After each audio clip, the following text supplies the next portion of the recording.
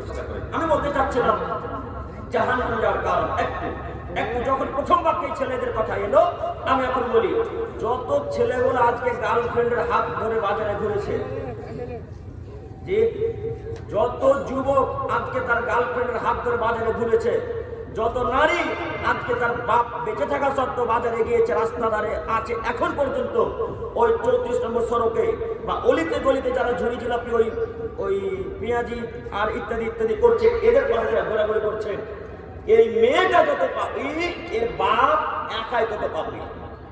এই মেয়েটাকে যদি আজকে 3টে ছেলেতে ধাক্কা মারে, 3টে ছেলে যত পাপ করলো, এই মেয়েটা আর এই মেয়েটার বাপ একাই তত পাপ করলো।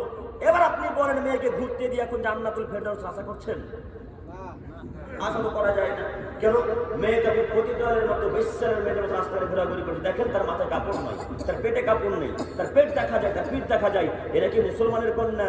এরা কি আহলে হাদিস পরিবারের কন্যা? এরা কি সালাফি আকীদার মানুষ? আবার ওই বেটা তার বাপ, যে মেয়েটা এখন বেহায়া ঘোরাঘুরি করছে, এই মেয়েটার বাপ সকালবেলায় চাই ধরে বড় বড় ফুটতো দিয়ে বলছে, আরে ফিলিস্তিনকে রক্ষা করতে হবে। হ্যাঁ, ওর বাপ বলছে যে ফিলিস্তিনকে যাবো, জিহাদ করবো, যে ফিলিস্তিনকে বাঁচাবো। এই লোকটা তার বেটিকে বেশ্যারের প্রতিতলে রাস্তাতে ঘুরিয়ে দিয়ে জিহাদ করবে? হ্যাঁ, এর জিহাদের কোনো মূল্য আছে? ও বিড়ি খেয়ে নাকি জিহাদ করবে? বিড়ি খেয়ে জিহাদ হয়? তো বিড়ি গুলগুটকাকে জিহাদ রাস্তা কেন করছেন আপনি? কেন আপনি চায়ের দোকান আড্ডা মারলেন? আপনাকে অন্য জানাচ্ছি, এই মেয়েটাকে আজকে এখন চলে যেতে উঠে আপনাদেরকে বলছি, আপনাদেরকে উঠে গিয়ে দেখেন কার কন্যার কার ছেলে ঘোরাঘুরি করছে রাস্তায়। এখন যদি ঘোরাঘুরি করে তো যে গিয়ে বলতে হবে, রহিমা তুমি মুসলমানের বেটি, বেটি তুমি হিন্দুর বেটি না, তাও তো হয়ে গেল, কি করছিস? তুই হিন্দু বেটি, তুই খ্রিস্টানের কন্যা, তুই নাসারা কন্যা, তুই আব্দুল পরিবারের কন্যা, তুই মুসলমানের বাচ্চা, তুই আহলাদ পরিবারে জন্মগ্রহণ করেছিস। এইভাবে নোংরামি তাকে বিয়ে পর্দা চর্চা করতে পারে। বাক্য কে বলতে পারে বলেন তো? কে কে কে কে? সব বাপই কি বলতে পারে? পুরুষ বাপ, যে সুবাপ সৎ বাপ বলতে পারে, কার পুরুষ বাপের কথা বলতে পারে না। তাই তো আমাদের নবী বললেন, ইয়া মাসআলাস সালাম ফরিস্তাদের বিলকুল পাক ফলে বাজাওয়া। এই যুবকের দল, যদি ক্ষমতা হয় তাহলে বিবাহ করিও, ক্ষমতা হলে বিবাহ করিও না। যদি ক্ষমতা থাকে তো বিবাহ করিও, যদি ক্ষমতা না থাকে বিবাহ করিও না। আমি কাপুরুষ, আমার ক্ষমতা নেই। আমি কাপুরুষ, আমার ক্ষমতা নেই। আমি কাপুরুষের বাচ্চা, আমার ক্ষমতা নেই। যদি ক্ষমতা থাকতো, যোগ যেদিকে করবে, বউ বাচ্চা সেদিকে করবে, তার নাম ক্ষমতা। আপনি আপনার স্ত্রীকে বাধা দিচ্ছেন, শোনে না? মেয়ে তো শোনেই না।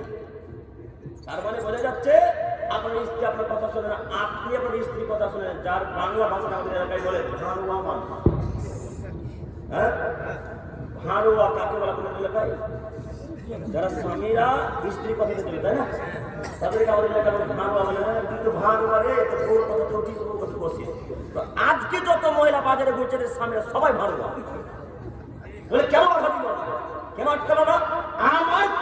আমার স্ত্রী ওই ঔরঙ্গাবাদ থেকে বিবাহ করে শামসেরগঞ্জে নিয়ে এসেছি, নতুন জ্বালানি করে। তো তোকে দেখার অধিকার রাখে কে? স্বামী। তো আমার স্ত্রীকে পাড়া প্রতিবেশী সবাই ধাক্কা মারবে, জ্বালানি করে আমার স্বামী মেনে নেব? হ্যাঁ, যে বাক্য মানবে কে? যার পুরুষত্ব নেই। এ কথা মেনে নেবে কে? যে কা পুরুষ। এ বাক্য মেনে নেবে কে? যার শরীর রক্ত নয়, যে নিজেকে আহলাদি দাবি করে না, যে নিজেকে মুসলমান দাবি করে, তারা মেনে নেবে। অন্তত প্রকৃত আহলাদি যারা মুসলমান বাচ্চা সারাটাকে যারা মুসলমানকারী যারা, তারা অন্তত বাক্য নিতে পারে না। আপনারা কি আমার কথা বুঝতে পারছেন? জাহান্নামে যাওয়ার কারণ কত দেখাবো গো? যদি দেখাতে শুরু করে রাত্রি পার হয়ে যাবে। তো আজকে এখান থেকে উঠে যাবো চাচা, উঠে গিয়ে মেয়েকে ঠেকাতে পারবেন না, ছেলেকে ঠেকা উচিত। এখন যারা রাস্তাতে ঘুরছে, এরা কি আমার কেউ আত্মীয় হয় বলেন? আমার ছেলে হয়, আমার নাতি পোতা হয়। আমি তো আপনাদের নাতি পোতা, আমার কিভাবে? হ্যাঁ, তো ওরা কি আমার আত্মীয় স্বজন? কেন আপনি বোঝার চেষ্টা করেন না? কেন? আপনার ছেলেকে বলতে হতো, বাবা আজকে তো প্রোগ্রাম হবে ধর্মীয় সভাটা, তো তুমি বাড়িতে থাকিও, আর যদি বক্তব্য ভালো লাগে তো বক্তব্য স্থানে যেও, নাহলে বাড়িতে থাকিও, এখন বাইরে যেও না, কেন আজকে মেলা বসেছে। তুমি এই ধর্মীয় স্থানে যেও বেটা, মেলাতে এখানে গেলে পাবো, তোমরা যত পাবো না, আমার কত পাবো। এ কথা কেউ বলেছেন? কেউ বলেছেন? বলবেন কিভাবে? আপনি তো জানেন না। হ্যাঁ, তো আপনি কিভাবে বলবেন বাপও যেমন বেটাও তেমন? এই জন্য তো বাপ বেটাই এক জায়গায় দাঁড়িয়ে বিড়ি খায়। বাপ বেটার কাছে বিড়ি চাই, বেটা বাপের কাছে বিড়ি চাই, এরকম বাসের উপরে ঘটে না মনে হয়। এটা কি কি গেলাম জ্বালাদি নতুন জ্বালাদি এরকম দৃশ্য দেখা যায় না। আচ্ছা সম্মানিত মুরব্বী সাহেব, আপনাকে অনুরোধ জানাচ্ছি, জাহান্নাম থেকে যদি বাঁচতে চান তাহলে অন্তত নিজেকে আপনি দায়ুসের খাতা থেকে নামটা কাটাতে হবে। দায়ুসের খাতা থেকে। কে দায়ুস? আল্লাহ বলছেন বাড়িতে উপস্থিত থাকার পরেও যার ছেলে মেয়ে বেহায়া চলাচল করে তার বাপ দায়ুস, তার গার্জেন দায়ুস। তো এখন যাদের যত পুরুষ নারী রাস্তায় চলাচল করেছে রাসূল সাল্লাল্লাহু আলাইহি ওয়াসাল্লামের ভাষাতে এরা এখন কি দায়ুস।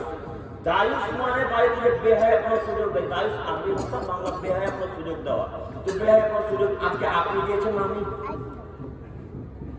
আপনার, তার মানে আপনার ছেলে মেয়েকে আপনাকে আটকা দেওয়া, আমাকে নয় আল্লাহ এমনি বললেন তাহলে যুবক তোমাদের ক্ষমতা বিবাহ করিও, ক্ষমতা না বিবাহ করিও না, কেন তোমাদের ক্ষমতা নাই। সম্মানিত মুরব্বী সাহেব অনুরোধ রক্ষা করেন। আমরা অনুরোধ জানাচ্ছি, মনে করি আমাদের 5 ওয়াক্ত সালাতে জান্নাত কিনা যায়, ভুল হিসাব।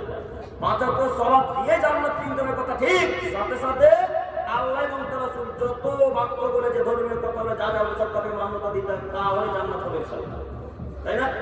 শুধু যদি জান্নাত 5 ওয়াক্ত সালাত আদায় করেন আর পাড়া প্রতিবেশী কি গালিতে জান্নাত হবে? শুধু 5 ওয়াক্ত সালাত আদায় করছেন আর আমের সময় আম চুরি করে পারছেন, জান্নাত হবে না?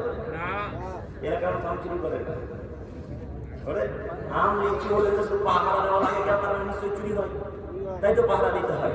তো এই এলাকার মানুষ মনে করে যে নামাজ পড়লে জান্নাত হয়, ঠিক তেমনই জান্নাত পেতে হলে মেয়েকে কন্ট্রোল করা লাগবে, ছেলেকে কন্ট্রোল করা লাগবে, তাহলে জান্নাত পেতে পাওয়া যাবে, তাহলে জান্নাত পাওয়া যাবে। সম্মানিত তুমি ভাই একটা আমাদের চেয়ে থাকেন, যদি সময় থাকে আমি আবার এই জায়গায় ফিরে আসবো ইনশাআল্লাহ। তার আগে জরুরি কথা পেশ করতে চাচ্ছি।